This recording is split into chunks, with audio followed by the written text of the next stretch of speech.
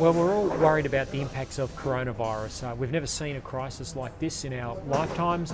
It's causing incredible disruption the world over as we're grappling to be on a war footing to flatten this curve and to eliminate this virus. And so it's with that in mind that many of us are thinking about the origins of this virus, how it came to spread so quickly, and why the Communist government in Beijing covered up the early cases of this. Now, about a week ago, I read something very disturbing in the Daily Telegraph by Shari Markson.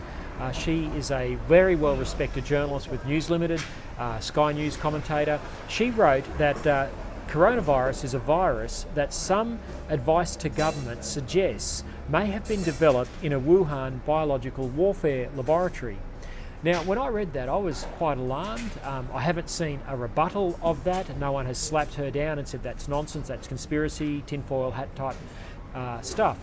But then yesterday in the Spectator magazine, Rebecca Weiser, another very respected Australian journalist, she did quite an in-depth article on the origins of coronavirus and the attempts by the communists in Beijing to cover this up and to manipulate the information coming out around it.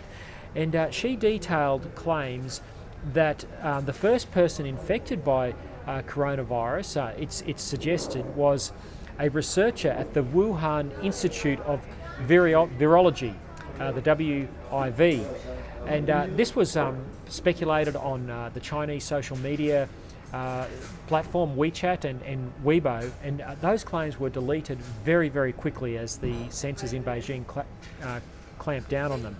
What we do know, and this is according to stories that have run in the South China Morning Post, the Hong Kong-based newspaper, it said the disease could be traced back to a 55-year-old man from Hubei province who contracted the disease as early as the 17th of November 2019.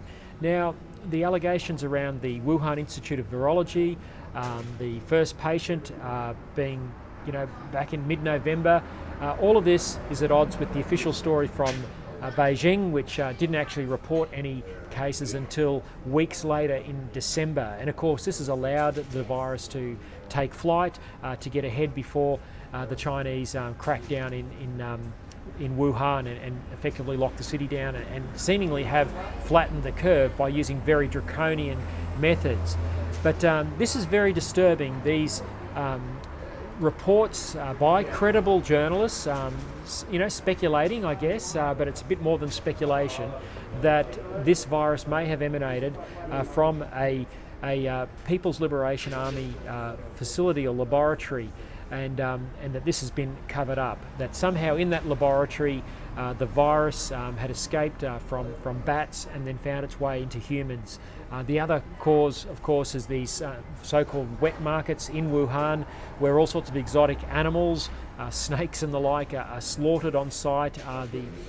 The knives and the implements used for the butchering is all shared. They're very unsanitary conditions, and of course that's the other place that has been speculated as being the source of the virus. We do know that it has come from Wuhan and it's spread to the world. And of course now deaths in Italy have exceeded those of China. We've had 3,400 people in Italy die, many of them elderly people in the hospitals corridors where these places have been overwhelmed and people have just been left to die because there's been no ventilators or ability to treat people. It's had to be done on a priority basis. This is horrific as people have suffered. So 40,000 cases in Italy, 80,000 in China. We've now had 7 Australians die, and in Queensland overnight we had another 55 cases. So it's jumping and it's spreading rapidly, and of course the advice from government has changed by the day. This is truly concerning. This is a time to reflect on how a communist authoritarian government in Beijing got away with false information, truly fake news, covering this up, and now this is out of control. And so when President Donald Trump in the US talks of this as a Chinese virus, he's right. This is something that the Chinese authorities have allowed to escape, and it's ridiculous for the left to, of the Wall Street Journal and the Washington Post, New York Times, to say that Trump is a racist, this has nothing to do with race. This is all about political ideology and authoritarian regime which covers up information, and Trump is right to call them out. And this is an opportunity for the world to stand up to China and to say no more to your propaganda, no more to you manipulating the United Nations and the World Health Organization, hiding information and placing your people in those institutions to manipulate information. We have to take another look at our dealings with China. Obviously, we have an economic relationship that's very important, but that doesn't mean that anything should go, and that doesn't mean we should kowtow to the whims of Beijing and their desire to influence the globe, whether it's through Confucius Institutes in our universities, whether it's through trying to get a foothold into telecommunications by having Huawei access 5G networks in Western countries. Thank goodness Australia said no to that.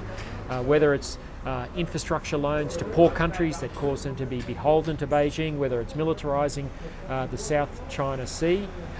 This sort of activity by China has got to stop. We want to see China as a successful participant in the world of nations, but not one that has nefarious control, which has been the trajectory that it's been on. This is time to call time on China, and certainly the suggestions of the origins of this virus are a big concern, and one that we must all take notice of. But in the meantime, we've got to observe the government advice, wash our hands, social distance, do all these things, and make sure that we can get through this crisis.